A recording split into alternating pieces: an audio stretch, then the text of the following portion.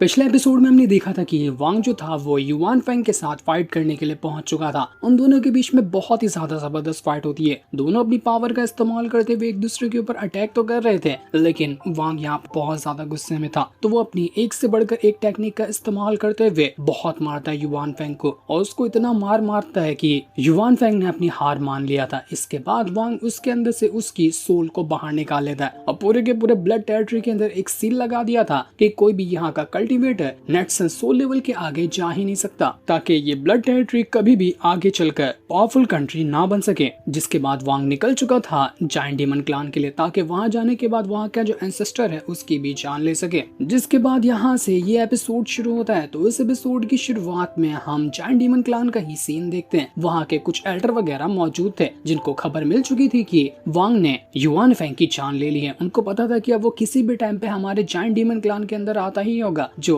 Ancestor की जान लेने के लिए आएगा। एंसेस्टर ने दूसरे बंदे की बॉडी पे कब्जा तो किया है क्योंकि उनकी खुद की फिजिकल बॉडी बुरी तरह से डैमेज हुई थी, लेकिन अभी तक कि वो अपनी पावर को रिकवर नहीं कर पाए हैं। उनकी पावर रिकवर नहीं हुई, और अगर अभी यहाँ पर वांग आकर उनसे फाइट करने लग जाता है ना, तो क्या पता उनकी हार भी हो सकती है। तो अब ये हमारी जिम्मेदारी है कि हम हमारे एंसेस्टर को और हमारे जायंट डीमन क्लान को प्रोटेक्ट करें। अगर वांग यहाँ पर आता है ना, तो वो रिग्रेट करेगा यहाँ पर आने के लिए। आते साथ ही हम उसकी जान ले लेंगे ताकि एंसेस्टर और इस जायंट डीमन क्लान को बचाया जा सके। वहीं पर वो डीमन भी मौजूद था जिसको पता था कि वांग अपने वादे का पक्का है, वो किसी भी टाइम पर यहाँ पर आएगा एंसेस्टर की जान लेने के लिए। वो मेरा एक अच्छा दोस्त है, लेकिन मेरे ऊपर ज्यादा बड़ी जिम्मेदारी है मेरे जायंट डीमन क्लान की, यहाँ के एंसेस्टर की, क्योंकि उन्होंने तो मुझे पाल कर यहाँ तक के बड़ा किया। अब मैं वांग के लिए अपने जायंट डीमन के साथ धोखेबाजी करूँ या फिर अपने जायंट डीमन क्लान के साथ ही धोखेबाजी कर दूं वांग के लिए, मुझे तो कुछ समझ नहीं आ रहा कि मैं करूँ तो करूँ क्या। तो वहीं हम वांग को देखते हैं जो एक ट्रांसफॉर्मेशन पोर्टल के पास आकर खड़ा हो चुका था। वो यहाँ पर आने के बाद उस फॉर्मेशन को एक्टिवेट करने की कोशिश कर रहा होता है ताकि ये फॉर्मेशन सीधा का सीधा उसको जायंट डीमन क्लान के अंदर पहुंचा दे। देखते ही देखते वो फॉर्मेशन यहाँ पर एक्टिवेट हो भी चुका था, जो सीधा का सीधा उसको वहां से जायंट डीमन क्लान के पास ही लाकर पहुंचा देता है। यहाँ पर आने के बाद वांग एकदम जोरदार आवाज में कहता है कि जायंट डीमन क्लान का एंसेस्टर कहाँ छुप कर बैठा है, बाहर निकल कर आजा। इस चीज को सुनते साथ ही जायंट डीमन क्लान के जितने भी बंदे थे वो सब के सब एक साथ आकर वांग को घेर लेते हैं और उससे कहते हैं कि तू है और आखिर यहाँ पर करने क्या है। तो वांग कहता है कि मैं कौन हूँ ना, अपने एंसेस्टर से ही जाकर वही तुझे बता देगा कि मैं हूँ कौन और किस लिए यहाँ पर आया हूँ। इस चीज को सुनकर सारे के सारे लोग समझ जाते कि ये वही शेंगन्यू है जिसकी फाइट हुई थी हमारे एंसेस्टर के साथ, और बड़ी मुश्किल से एंसेस्टर अपनी जान बचाकर वहां से भाग आए थे। वो लोग कहते कि तू यहाँ पर हमारे एंसेस्टर से मिलकर क्या करना चाहता है, क्या उनके साथ तू फाइट करेगा या फिर तेरा इरादा उनसे कुछ और करवाने का। तो वांग कहता है कि कुछ खास इरादा नहीं है, सिर्फ मुझे की जान चाहिए, इसके अलावा मुझे किसी से मतलब नहीं है। इस चीज को सुनकर सारे के सारे जो जायंट डीमन क्लान के बंदे थे वो लोग कहते कि तू अपनी पावर को देख और हमारी पावर देख, हमारी तादाद भी कितनी ज्यादा है और सब तेरे से पावरफुल लोग हैं। तुझे क्या लगता है कि तू हम सबको हरा कर हमारे एंसेस्टर की जान लेगा। इसके बाद सारे के सारे लोग अपनी पावर को एक्टिवेट करने लग गए थे ताकि एक साथ मिलकर वांग की जान ले सके। सभी लोग कहते हैं कि आज हमारी जान क्यों न चली जाए, हम यहाँ पर इस वांग को नहीं छोड़ने वाले। ये आया तो है यहाँ पर लेकिन जिंदा वापस नहीं जाएगा। सब के सब तैयार हो चुके थे वांग के ऊपर एक साथ अटैक करने के लिए, पर जैसे वांग अपनी आंखें खोलता है उसकी पेंटिंग और उसकी जो एक जायंट फिगर थी बाहर निकल से साथ ही ऐसा धमाका करती है कि सारे के उड़कर गायब हो चुके थे। कौन कहाँ जाकर गिर जाता है इसकी खबर तक नहीं मिल रही थी। वांग की जायंट फिगर अपनी पावर का इस्तेमाल करते हुए सबके अंदर से पावर को घसीटना शुरू किया। ऐसा तकलीफ हो रही थी उन सभी को कि सब लोग वहां से दूर फेंका जाते हैं। सारे के सारे लोगों की हालत खराब हो चुकी थी। जैसे ही वांग सब की एक ही बार के अंदर जान लेने के वाला था कि तभी बीच में वो डीमन आकर खड़ा हो जाता है और वो वांग से कहता है कि वांग रुक जाओ।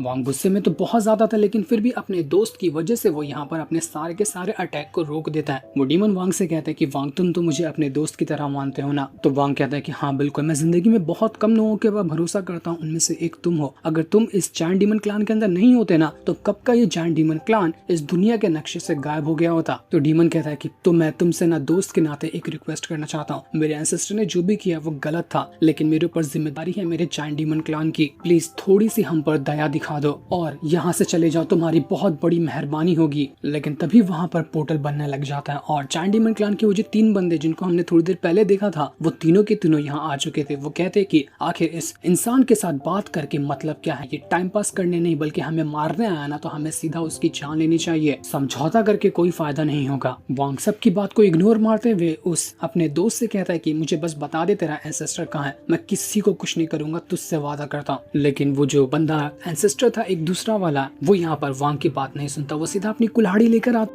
है वांग के ऊपर एक के बाद एक करते हुए हमला शुरू कर चुका था कि इसके सामने हम रिक्वेस्ट करें, इसकी कोई औकात नहीं है। लेकिन ये देखकर वांग को गुस्सा आ जाता है तो वो अपनी पावर का इस्तेमाल करते हुए बहुत मारता है उस एल्डर को। वो उसको इतना मारता है कि उसकी हालत पूरी तरह से खराब हो चुकी थी। वांग यहाँ पर अपने दोस्त डीमन से कहता है कि देख आखिरी बार कह रहा, बता दे मुझे तेरा एंसेस्टर कहाँ है, वरना तुझे भी पता है कि मैं यहाँ पर क्या कर सकता हूँ। जो कर सकता हूँ ना उसके बारे में कोई सोच भी नहीं सकता। अपने जैन डीमन क्लान को अपनी आंखों के सामने बर्बाद होता हुआ नहीं देख सकता है ना, तो तू मुझे बता दे कि तेरा एंसेस्टर कहाँ छुप कर बैठा है। तो डीमन कहता है कि मेरा जो एंसेस्टर है ना वो खुद को छुपा कर रखा हुआ है, वहाँ जाकर वो अपनी कल्टीवेशन को इंक्रीज कर रहा है। जो कल्टीवेशन उसकी खो गई थी, जिस जगह पर वो मौजूद है उस जगह का दरवाजा खोलने के लिए ना मैं अकेला काफी नहीं बल्कि कई सारे हमारे क्लान के एल्डर लगेंगे। सबकी पावर जब मिलाई जाएगी ना तब वहाँ का दरवाजा खोला जा सकता है। तो वांग मैं तुमसे रिक्वेस्ट करता हूँ कि तुम अगर मेरे एंसेस्टर से मिलोगे ना तो उससे तुम अपनी वाली इमॉर्टल स्वॉर्ड ले लेना और उसको लेकर चले जाना। बस तुम मेहरबानी करके मेरे एंसेस्टर की जान मत लेना। लेकिन वांग इस चीज का हाँ या ना में जवाब नहीं देता कि वो एंसेस्टर को जिंदा छोड़ेगा या नहीं छोड़ेगा। जिसके बाद देखते ही देखते वो जो डीमन था अपने एल्डर वगैरह को इकट्ठा करने लगता है और कहता है कि चलो फॉर्मेशन बनाना शुरू करो ताकि हम उस जगह का दरवाजा खोल सके। इस वजह से जितने भी एल्डर वगैरह थे वो सब यहाँ पर अपनी पावर का इस्तेमाल करते हुए उस फॉर्मेशन को बनाना शुरू कर देते। बड़ा ही मिस्टीरियस लग रहा था। सबके सब एल्डर की जितनी भी खास पावर होती है वो सब यहाँ पर लग रही थी, जिस वजह से वहाँ पर धमाका क्रिएट होने लग जाता है और बड़े बड़े पिलर जमीन के अंदर से बाहर निकल कर आ रहे थे।